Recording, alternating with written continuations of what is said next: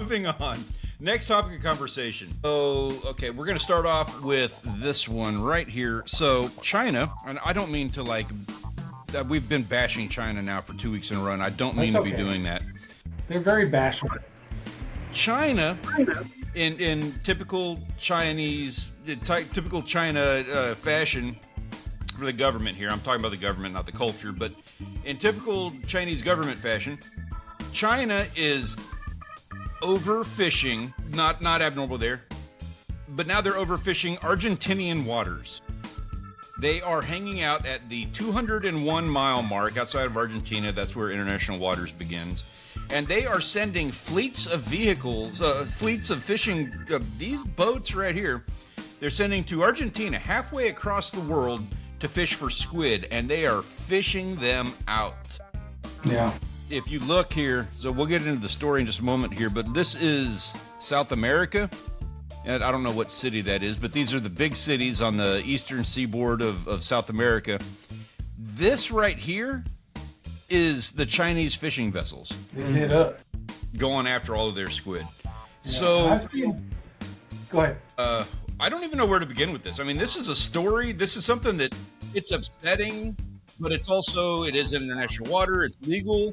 But to me, it's one of those where there's two sides of this conversation.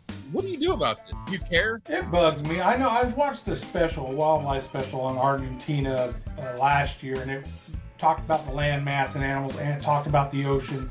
And one of the biggest things was people from other countries overfishing the waters around Argentina. So I don't know.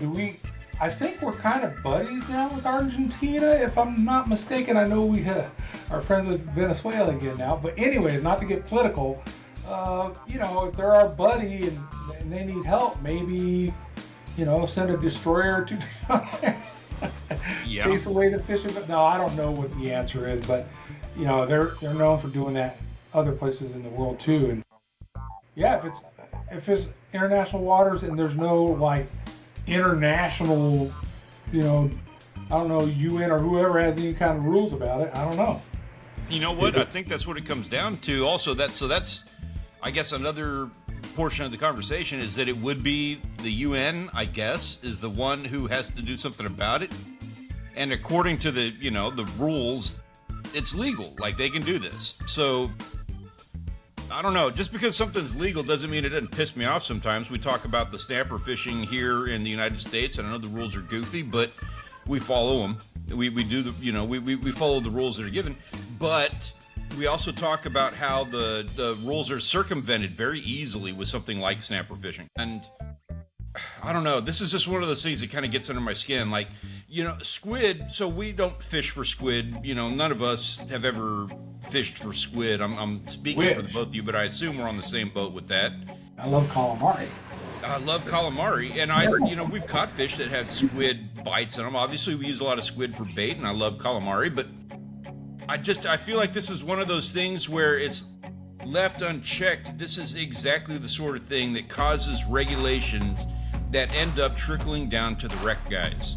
It always seems to be like that. Somebody screws up, and they, you get a vessel coming across the Atlantic that's fishing for snapper at the 200-mile mark, and then all of a sudden now the wreck guys out of Texas aren't allowed to catch snapper. And this just feels like the sort of thing that's like, I just see this being, what if they, I don't know, I don't even know what they could do, but I just see this as being a thing where something happens and now all of a sudden I see this in the Gulf of Mexico. And this is like the inciting event for that just gets under my skin.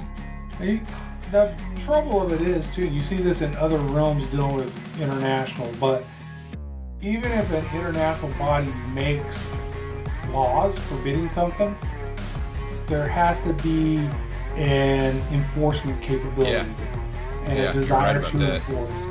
Or they'll just keep thumbing their nose, even if you make a law. They're like, well, who's going to come down and do anything about it? You know what I mean? It's just like anything else. If they're depleting it, then that's very bad. If they're depleting it. That's one of the issues. And they got the numbers in this article here. I'll link it in the description down below. 3/4 of the fishing vessels in Argentinian waters are from China. And then, I guess they're eating it, you know, as long as it's not going to waste, you know, they're Not doing going to something waste, with it. You know, that's something I think here in the States with poachers and of anything really, deer, waterfowl, whatever it is. I think the people that get obsessed with overkilling, I think they're just wasting the meat.